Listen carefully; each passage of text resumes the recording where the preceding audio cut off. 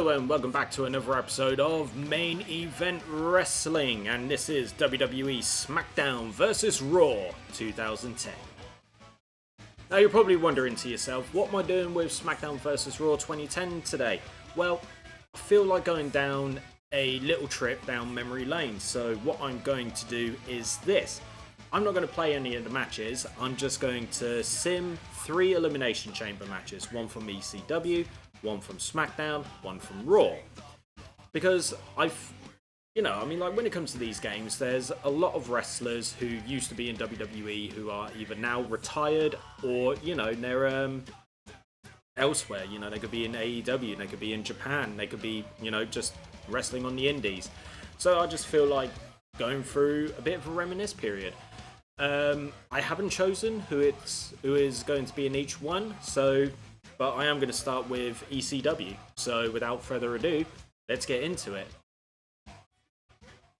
So our opening contest, as I said before, is going to be ECW Elimination Chamber. Now I know one of them is still with WWE, and there's another one that works in the backstage role, but this was the best I can get. So we have William Regal, Christian, who is the ECW champion in this, Tommy Dreamer, who is the hardcore champion in this, Vladimir Kozlov, Goldust, and Shelton Benjamin. So without further ado, let's wrestle.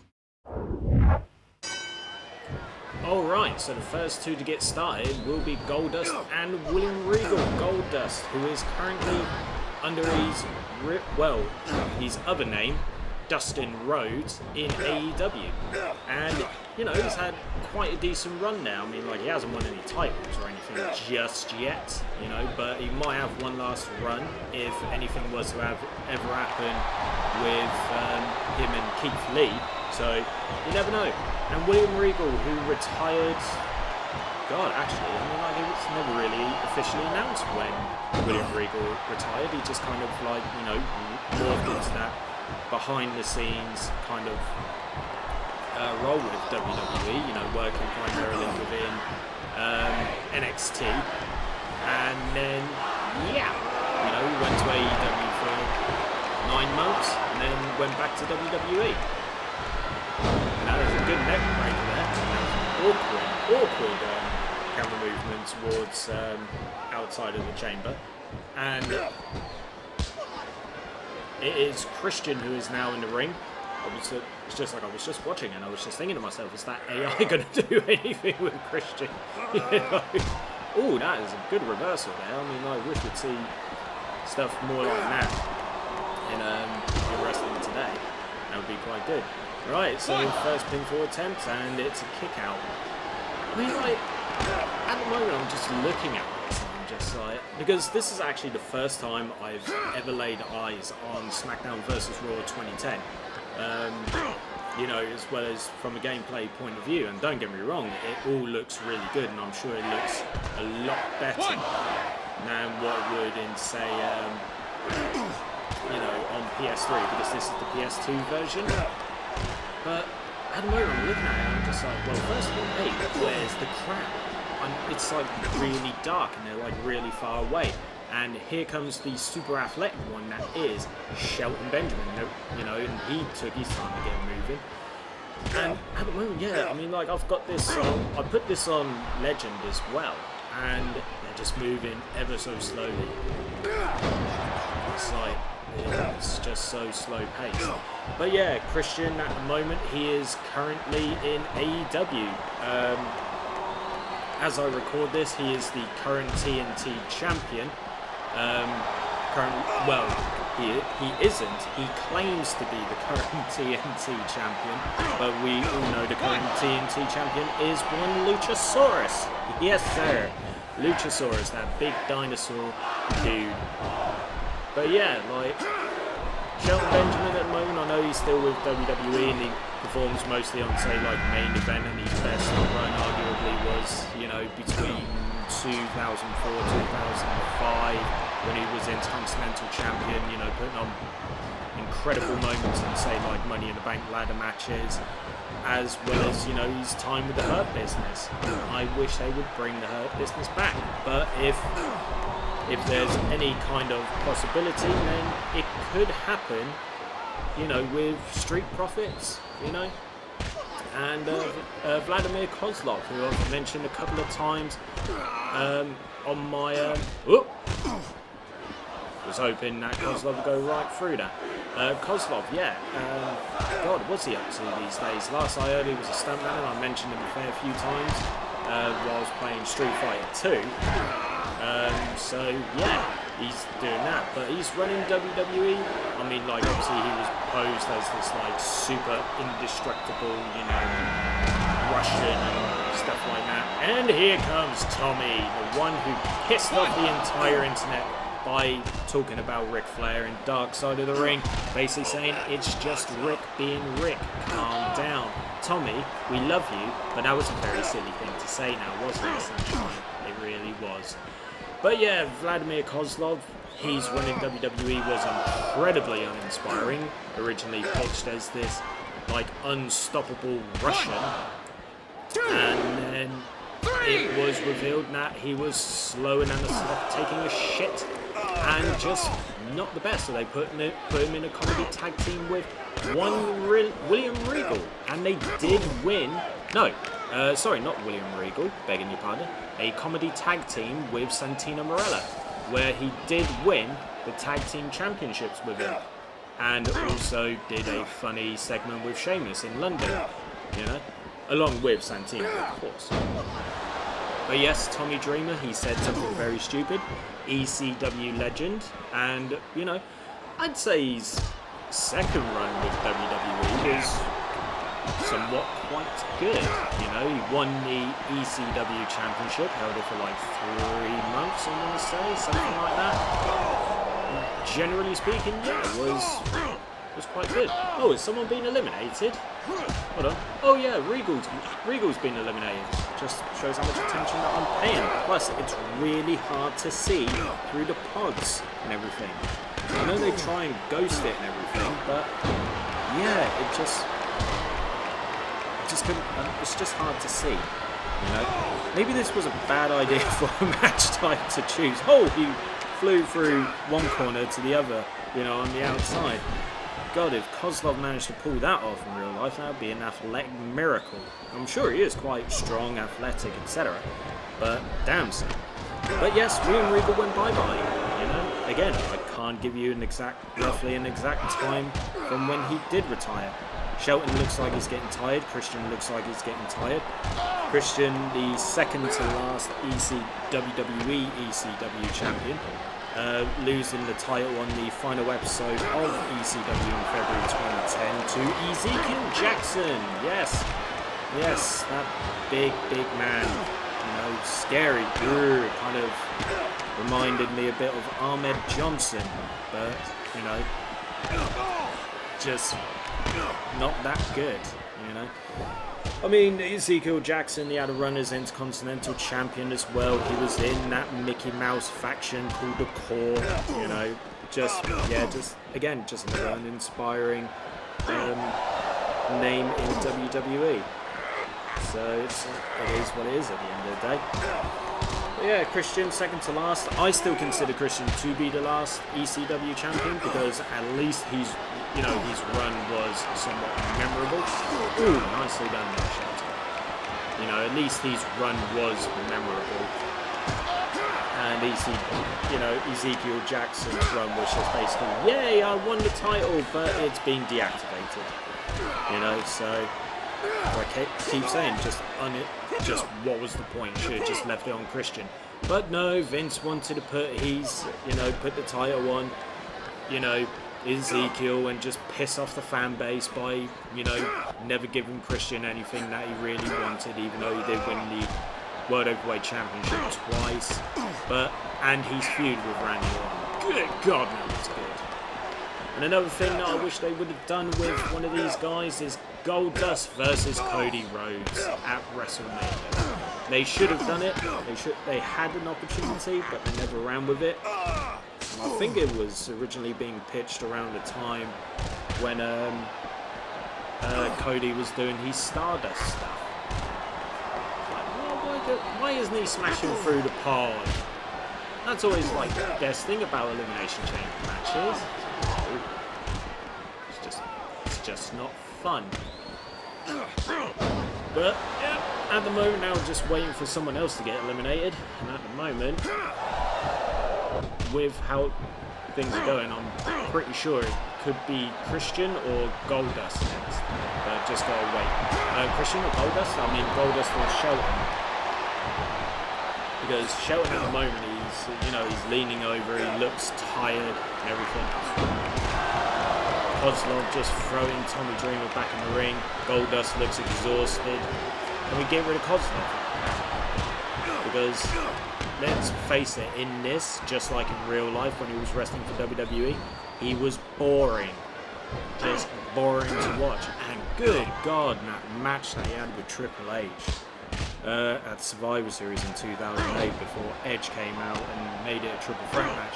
Because the original idea was to have Kozlov, Triple H and Jeff Hardy wrestle for the title. And they're just falling through the ropes into the ring. You know, it was supposed to be that, but they did this injury angle where Jeff Hardy was taken out of the match for an injury and it was going to be one-on-one, and it was Triple H and Kozlov for the championship. And it was just absolutely shit. It was horrendous. And then Edge comes out, wins the title, you know.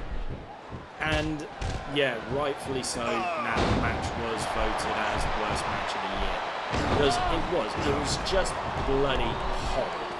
It really was. Right, so, can we get another elimination?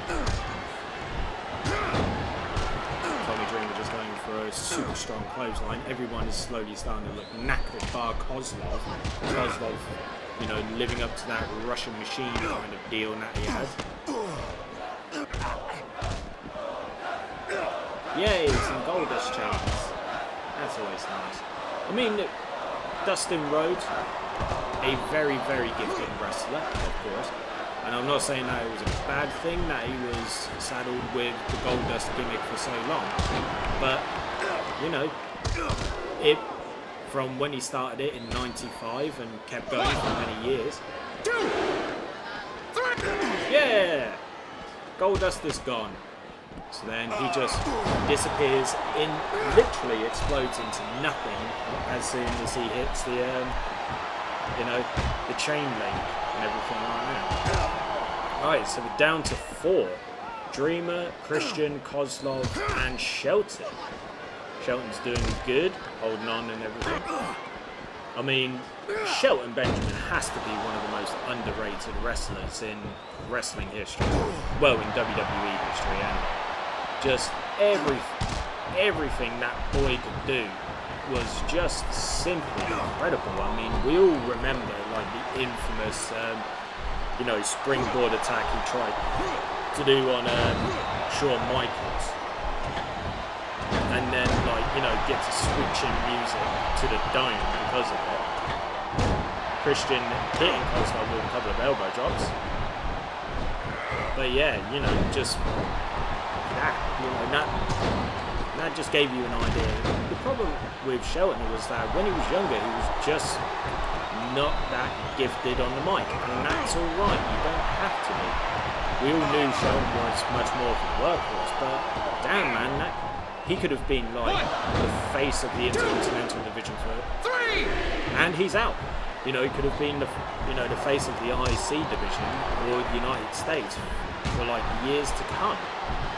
Alright, we're down to 3 because Shelton's been eliminated.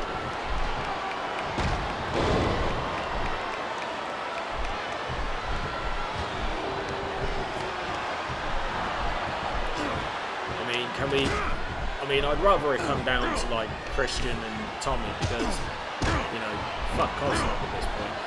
Nothing against, you know, the man Oleg Prudius. Nice double T. Nothing against Oleg Prudius. Like, you know, he's a legit combat sports man, and he's, you know, he's carved out a nice little career for himself outside. And Tommy's gone. We're down to Kozlov and Christian. Is Kozlov going to rub this right in my face and just go on and win? Come on, Tom. There you go. Disappear into the ether. You know? I mean, is Kozlov going to rub this right in my face? And the thing is, they're getting really, really close up. Camera angles aren't exactly brilliant in this. Right. Now they're just looking like they're ready to kiss. What the hell is Christian doing? I mean, he asked for that, just saying, you know, he was just standing there. Now... 1, 2, 3! Shit, Kozlov won. Yes, Vladimir Kozlov won that match just to rub it in my face and make me feel like a complete and utter goon. But we're moving on to our Smackdown Elimination Chamber match. And it's a bit more star-studded this time with the charismatic enigma, Jeff Hardy. We've got the best in the world, CM Punk. We've got the guru of whatever, I forget what it is, John Morrison. The Samoan destroyer, Umaga. Rest in peace, sir. Finlay, who just loves to fight. And then finally, the great Khali. Who do I think is going to win this match? Preferably, I'd like someone like Punk or Hardy because they're more favourites of mine. But, I mean, if Kozlov can win the last one, I wouldn't be surprised if, for whatever reason, the game books Khali to win. So, without further ado, let's wrestle. Alrighty then, starting us off is John Morrison and Finlay. John Morrison, who seems to make appearances everywhere under different names. Like, recently he had Johnny Impact for when he was at Impact, but now he's not Johnny Wrestling because, well, you know, it's kind of Johnny Gargano. But yeah, he just makes appearances all over the shop for multiple companies. He's been with AEW, he's been with Impact, he's done like Lucha Underground. Dude's been everywhere, and you know what? Fair play to John Morrison. Purely because, like, you know, he is basically the most successful person from that Tough Enough reality show that they put together. He actually made a career for himself, and you know what? I applaud you, sir. Well done. The fact that he never won the WWE Championship, even as just a transitional wrestler, is a bit of a crime. But, you know, God, why did they do that? It's so annoying. And up next is CM Punk. Not CM Punk, sorry, Jeff Hardy. But yeah, John Morrison should have won the title at one point or another. Like I said, even if it was just a transition. Finlay, who got the biggest pop of his career just by allowing Becky Lynch into the 2019 Women's Royal Rumble. Well done, sir. Well done to you for doing that. That is legitimately the best thing you have ever done in your career. I mean, yeah, he won the United States title in WWE for a bit. He's worked many years as like a producer and backstage agent, you know, and everything like that for WWE. He had a good in-ring career as a whole, but now one moment will be his crowning achievement, you know. Jeff Hardy, currently with AEW, and I just wish for the love of God, Jeff, please tell me that you've got over your substance abuse issues. Just please.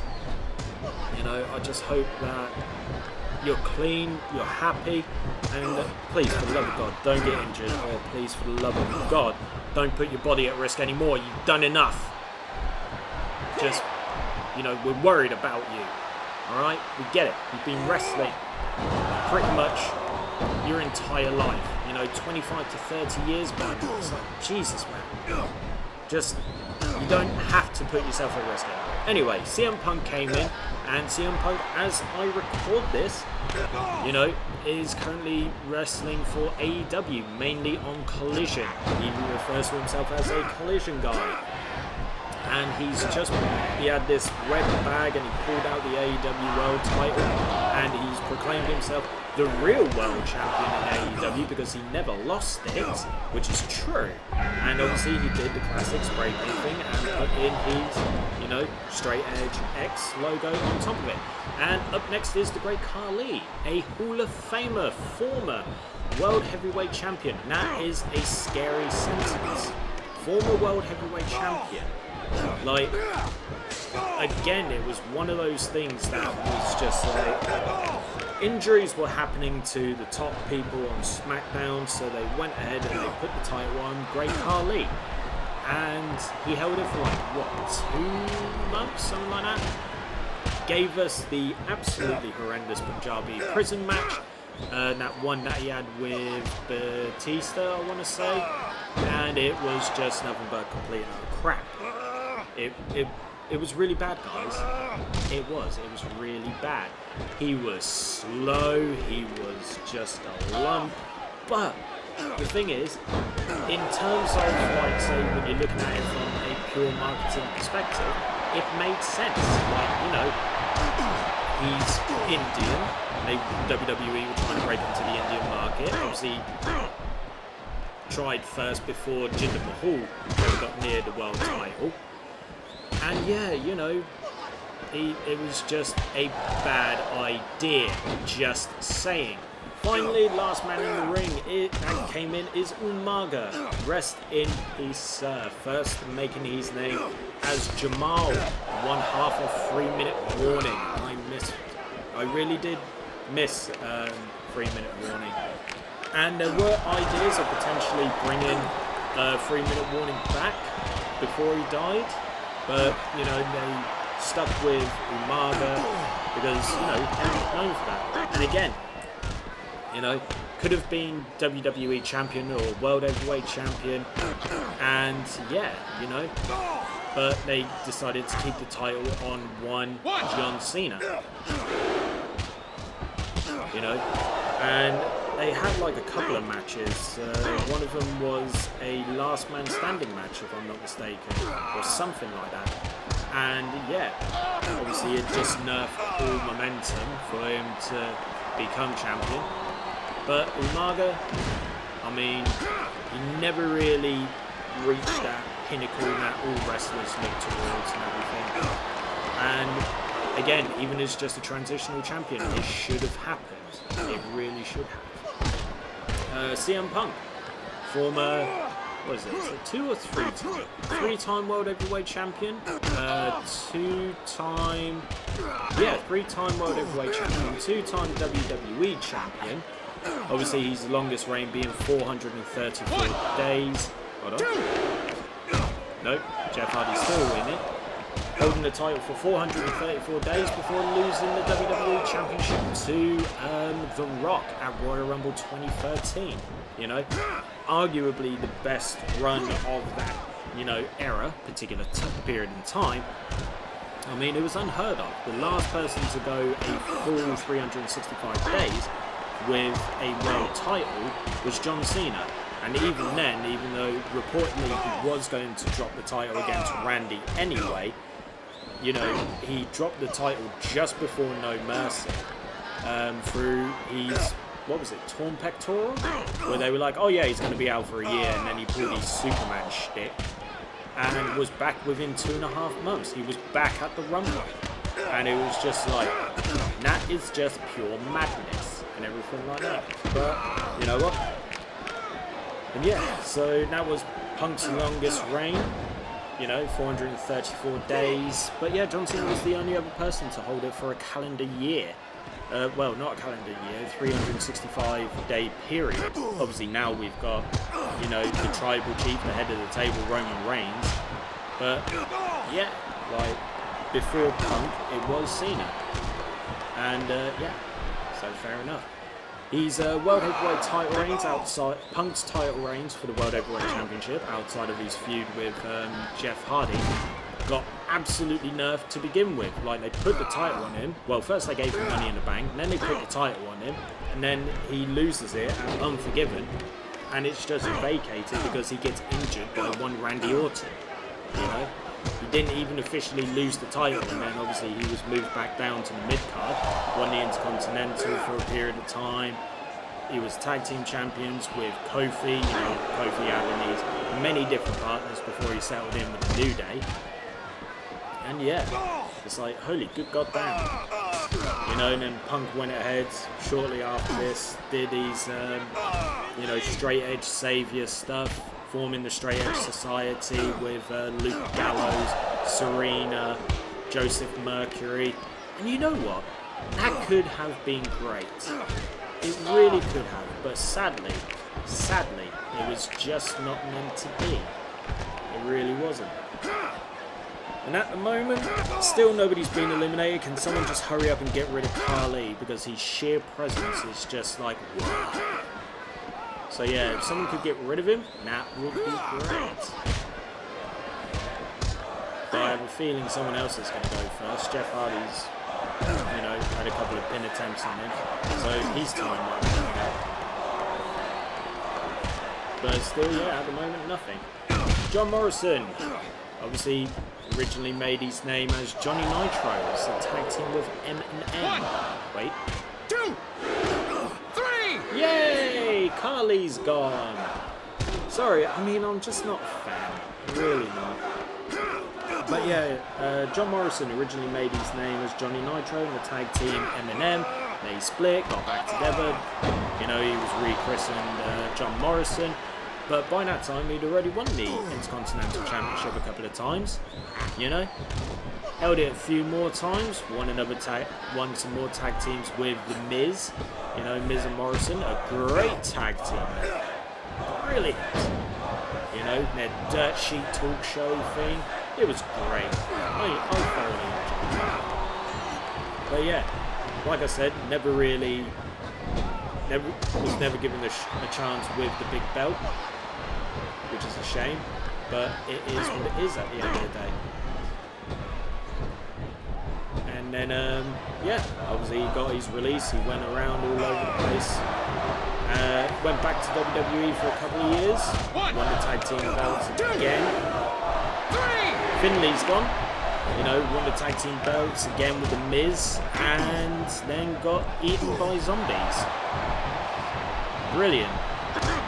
That was weird. It was just very, very weird.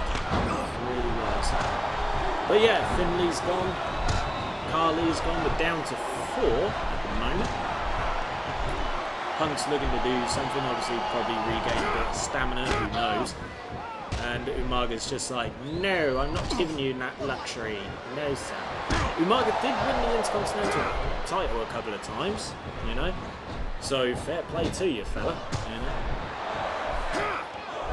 Obviously, the spirit of Umaga kind of lives on today through Solo Sikoa, doing like the Samoan Spike and similar mannerisms and what have you. Umaga portrayed as this, you know, destructive monster.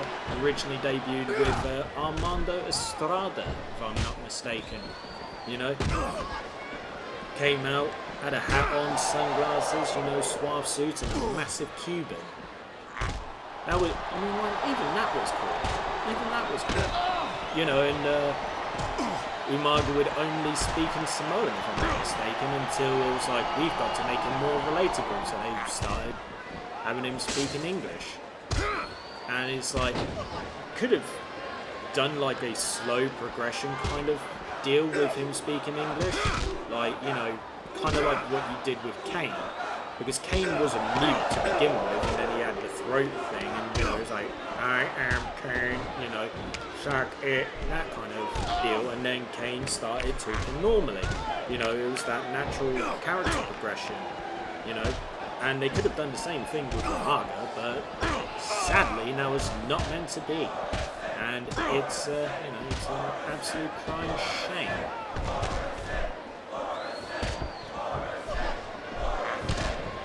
I mean, do I think Umaga will be inducted into the Hall of Fame?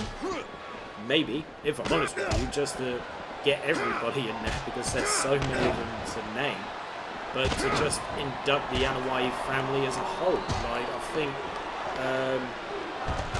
one of the Poffos has been trying to get the Poffo family in as one, you know, because it just makes sense. You know, you got Lanny Poffo, you had Macho Man, you know. You could do it with the Hart family. You should do it with the Anoa'i family. But obviously, you know, WWE just recognises, you know, legends of the business, singles wrestlers, and tag teams. You know, right? This is going to be M for Jeff. 3. Jeff's gone. We're down to Morrison, Punk, and Umaga. Is Umaga going to come out victorious from this? The big brute that he is. You never know at the moment. I mean, like, be quite frank. I mean, like, at the moment whilst I'm doing this, it's not really as exciting as, when I normally do it for, say, like, the dream matches, rematches, and 2K footage. At least they have finishes. I don't think I've seen a single finisher. I think I saw Kozlov's headbutt. As if you can use that as a finisher. It's a headbutt to the chest.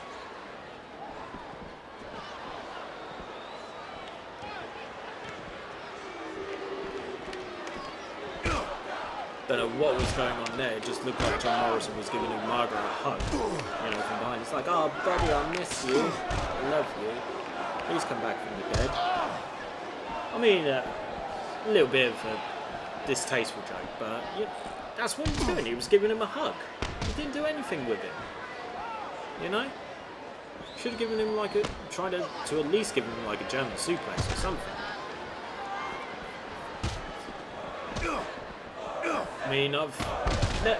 I've never played the game, so at the moment I'm looking at that floating S around CM Punk, and I'm just thinking to myself, does that mean that he's got like a signature at the ready? If so, yeah. And part of the reason as well, I haven't, now I decided not to play any of these matches because, obviously this, as I said, this is my first time looking at SmackDown vs. Raw 2010, and I had a look at the controls and everything like that, and I was just, ooh, Anaconda Vice, is there going to be a submission? Apparently not. But yeah, I had a look at the controls and everything, and I was just thinking to myself, I know it's 7 years difference, however long, but I was just like, don't be too different from Here Comes the Pain, please.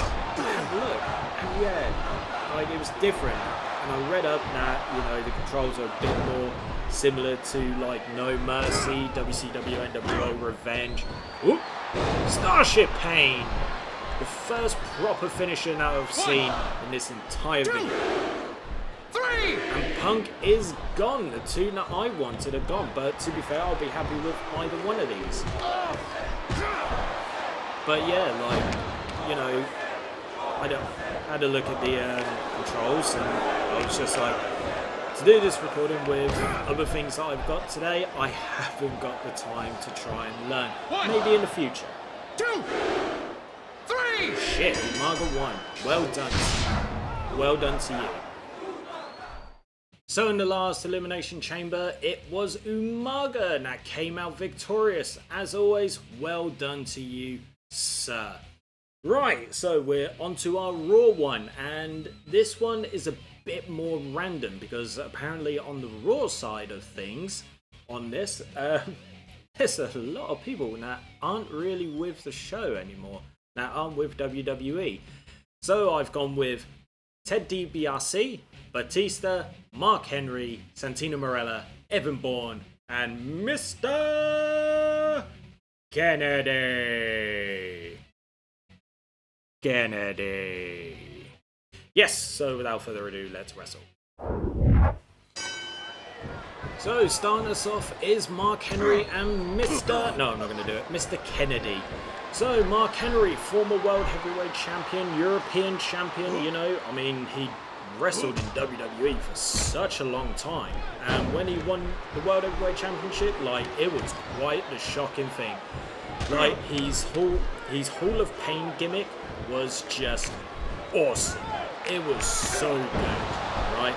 He was this big monster just destroying people left and right, and then he faced Randy Orton for the championship. I think it was that Night of Champions, and then just proceeded to dominate him. It was great. And then when he won the title, I legitimately thought to myself, this is 15 years of just hard work. And obviously, you know, some people could look at it and be like, oh, it was a pity title win, you know, he was never that good. Yeah, he was never the best, but that gimmick was brilliant. It really was. And the next thing you know, they gave him the title, and it just kind of elevated him. Especially, like I said, the way he dominated Orton, and then dominated him again, you know, in the rematch inside Hell in a Cell.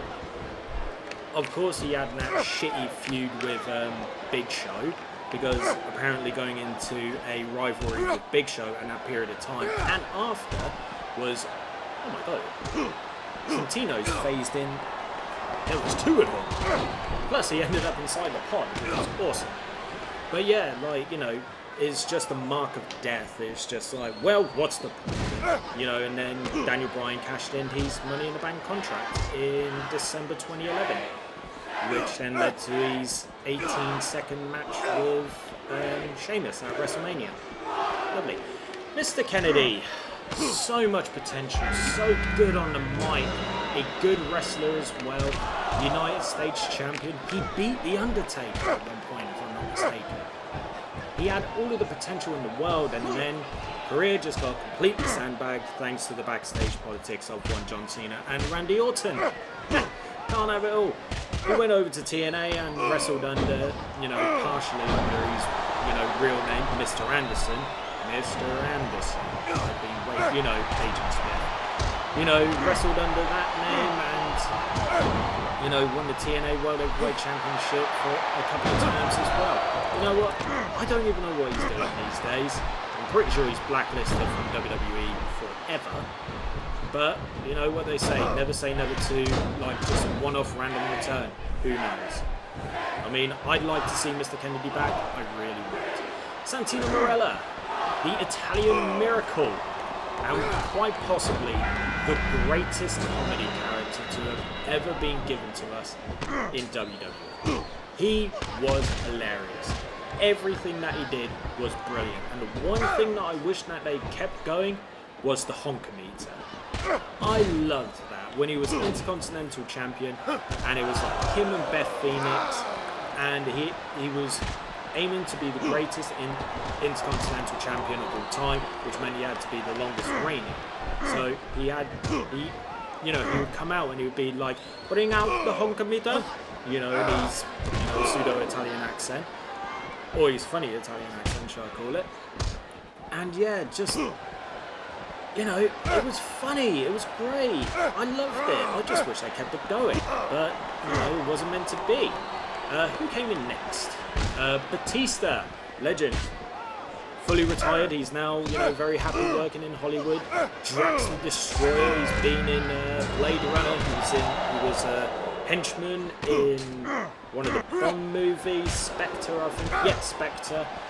He's in Dune, like, damn. Dude's made a great career for himself since leaving WWE. And you know what? All the respect. WWE champion as well, World Heavyweight champion, Tag Team champion, Royal Rumble winner, twice, didn't need the second one, but still, you know, just such a brilliant career. And just to think, he got rejected by WCW Power Plant. They said that he was never going to make it as a wrestler. And then next thing you know, he gets into OVW and then gets the call up for Deacon Batista, and there's a horrible like idea that was pitched for him at the time, and it was just like, thank God that he did not go ahead with this, because the idea for Deacon Batista and the reason why he aligned himself with Reverend Devon was that he was going to be a rape child. Yes, he was going to be a child that was born out of wedlock through rape. Thank God they didn't go with that, and the whole Reverend Devon thing just died, and then they repackaged him as the animal. Thank goodness for that. Right, who was next? Ted DiBiase. Winning the Tag Team Championships with Cody Rhodes when Cody had his first run in WWE, and everybody, like, I actually remember when it was going into the Legacy Triple Threat match at WrestleMania 26, and even before that, a lot of people were saying that Ted was going to be the one. He was going to be the breakout out of the pair. And even I believed it. I was like, DiBiase, he's got it, and everything like that.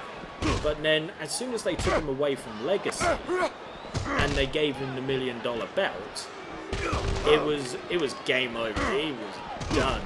But you know, he's made a happy life for himself outside of wrestling. He helps, you know, kids and what have you, camps and stuff like that. And you know what? Fair play to the dude. He doesn't need wrestling. He doesn't want to go back to wrestling. I don't think he's wrestled in around about a decade or something like that. So fair play. Fair play to your son. And who was the other one? Evan Bourne. Yes, Evan Bourne. One of the best high flyers in WWE history, bar none. He was great. Obviously won the tag team titles with Kofi Kingston as Air Boom. Won the tag team titles with, I think he won them with R-Truth. Yeah, I'm sure he won them with R-Truth. But yeah, he won the tag team belts a couple of times. Never won a singles belt. If the Cruiserweight title had been around at that time, he would have been king of the Cruiserweights. Kind of like how they were packaging Pac. And then they gave it to Enzo Amore, which was just the ultimate death wish. You just literally killed your entire division by doing that. Right? But yeah, Evan Bourne, I mean, like, everybody always talks about, like, who received the greatest RKO, right? One. Hold on. Two. Ooh, kick out on two. That was tough. But yeah, there's always this debate as to, like, who Randy Orton hit the RKO on best. And it always comes down to two. The one against Seth Rollins at WrestleMania 13, you know, where he, you know, it looks like Seth's going for the stomp and then Orton hoists him up into the air and then hits the RKO. And don't get me wrong, that was incredible. But I always say the one with Evan Bourne. Evan Bourne's on the top rope. He goes for his shooting star press. And just at the last moment, Orton, like, snaps up to his feet, and just before he hits the mat, like, smashes him with the RKO.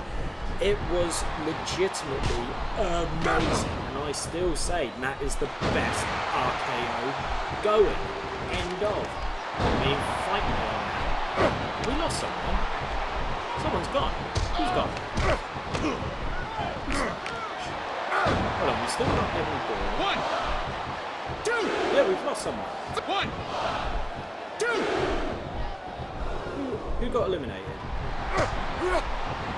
Finley was in the match. I can't even remember who was in the match. Who started? It was Mark Kennedy's gone. Shit, it's only just clicked. Mr. Kennedy's gone, and I completely missed it because I was, you know, so geeking around over RKO to Evan Bourne. Jesus Christ. Oh wait, hold on. The other one, another one went. Someone else got eliminated, wasn't it? It's not BBS. Like I was. Oh, Mark Henry's gone. Jeez. God. But yeah, hold on, quick recap. So, Mark Henry is currently working with AEW in a, like, interviewer capacity. Mr. Kennedy, presumably doing independence and other random little bits and bobs. Santino Marella, he's doing his own thing at the moment.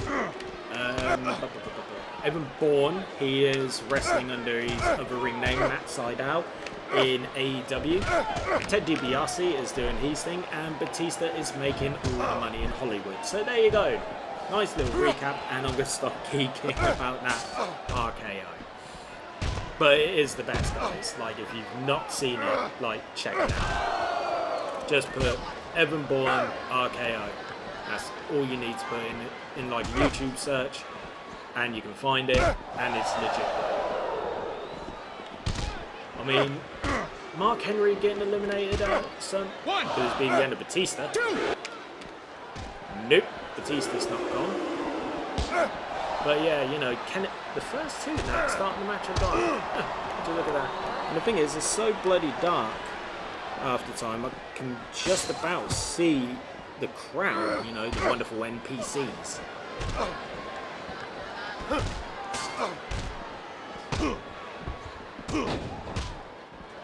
I mean, out of all of these, if you were to have all of them in it, you know, in the real life Elimination Chamber at the time, it would have been, probably would have come down to Batista and Mark Henry. Right? Nope, not the end of Evan Bourne. So, for whatever reason, I was thinking Matt Sydal. You know? Cover on Santino. Santino's gone, and obviously another brilliant moment. And I shit you not, I actually really wanted WWE to do this. I mean, like, in all logic, it was never going to happen. But if they had pulled the trigger on this, it would have been wonderful. So, like, Santino was going through this kind of like rocky phase, you know, underdog, what have you, still maintaining his comedy character routine, etc.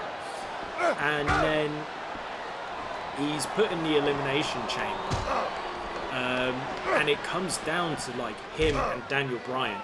And here's a fun little fact, actually. So a lot of wrestling fans love the idea of protected finishers. So like if a wrestler hits their finisher on you, it's pretty much done. It's game over. The Cobra was actually one of the most protected finishing moves in WWE at the time, right? And probably is of all time. And it's come down to Santino and Daniel Bryan. And Santino hits the Cobra on Daniel Bryan, and everyone in the audience who is well behind Daniel Bryan, not Daniel Bryan, Santino, are just like, oh my god, he's going to win the World Heavyweight Championship. And then literally at 2.9, Daniel Bryan kicked out, and I was just thinking to myself, if they had pulled that off, if they had decided to go with it, it would have been absolutely mental. Like, the whole idea of Santino Marella going to WrestleMania as the World Heavyweight Champion, it would have been so bizarre. But it would have been, I'm sure they would have like killed the idea quick, you know, but it's just one of them things. It was brilliant. I loved it. Oh wow. And at the moment, Evan and Ted are just literally just murdering Batista, but Batista doing, you know, Batista things. It's just like, nope, I'm getting out of this. Right. All he has to do is just hit one big move on either one, and they could be gone. I have a feeling this is going to come down to Ted and Evan. Oh no, they've now officially turned on each other. As do all alliances inside the Elimination Chamber go. Even if you walk in as a tag team, that's what happens. For example, Chris Masters and Carlito, they walked in as a pseudo tag team, and you know, they had this whole idea of an alliance inside the chamber, and then it broke off. You know, and that whole idea was killed in about 0.68 seconds of it starting.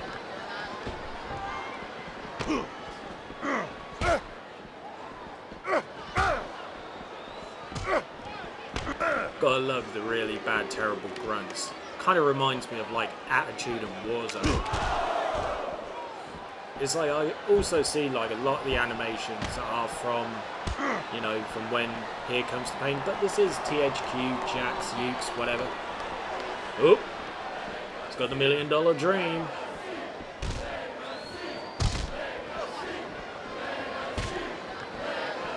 I mean, you could have just finished them off. You know, look. Wow, this is... Oh, it's just that clip in between both corners. Like, to me, it's just annoying. It would just be better if it just hit, like, the corner of the ring. I mean, what are you planning to do there, Dave? Nice. Right, go for a pin on one, maybe? Oh, and there's me thinking that Teddy was going to go for the pin on Evan. It's like I've had my reminiscence now. It's just like, okay, let's watch some wrestling, I guess.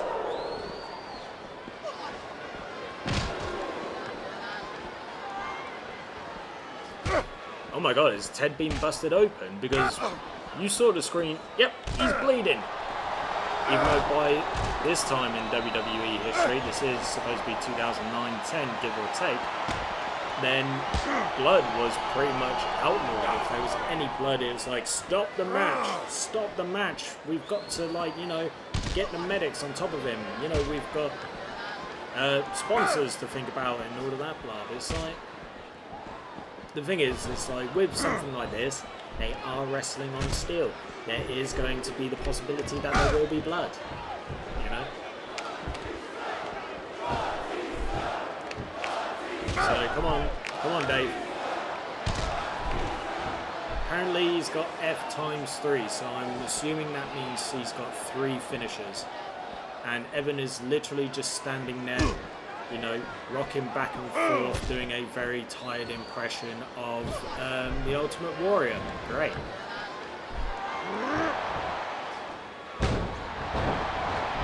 Right. Let's get one person out. Oh wow, the blood's dripping on the mat. 3. Okay, Evan Bourne's gone. We are down to 2.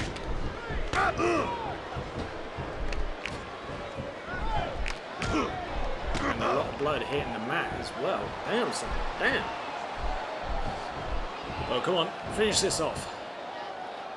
Finish him off. You know, real up close and personal. Come on. You can do it. Ted DiBiase's going to win this, isn't he?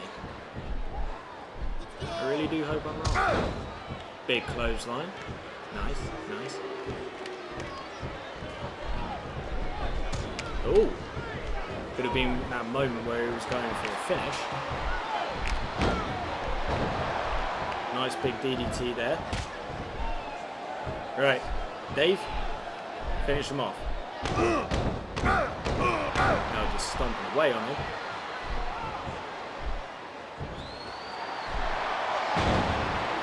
Big spine buster that was. I think this could be it. No. Boy, he was going for a powerbomb. 3. But gets the win through his spine. Batista wins. So after all of that, it was a wonderful trip down memory lane, looking at all of these wrestlers who have been, you know, part of WWE and no longer part of WWE. You know, some of them still are through backstage roles and what have you, but, you know, they no longer either wrestle or are active wrestlers. And it was just a great little trip down memory lane. I really enjoyed it. If you did, great. At which point, this now gives me a perfect segue to thank you very much for joining me on this episode of Main Event Wrestling. And if you have enjoyed yourself, give it a like. Share the video as well, because the more shares, the more views, the more that the channel continues to grow. Subscribe to Well-1 Entertainment if this is your first time on the channel. Don't forget to check out all of the other content, because you never know, there might be something that you like. And if you do subscribe, don't forget to hit that notification bell so you are notified about any and all content that goes live onto the channel. Drop us a comment below as well. You know, share with me some of your favourite moments or like memories or whatever to do with some of these wrestlers that have appeared today. You know, let me know what you think, and hopefully we can have like a nice little reminiscent nostalgia moment. Who knows? Yeah, so drop us a comment. So yeah, thanks very much for joining me on this episode of Main Event Wrestling, and I will see you next time. That sounded a bit weird in my head after hearing it, like delayed moment. So I will see you next time for some more 1, 2, 3 count main event wrestling. Take it easy, everyone.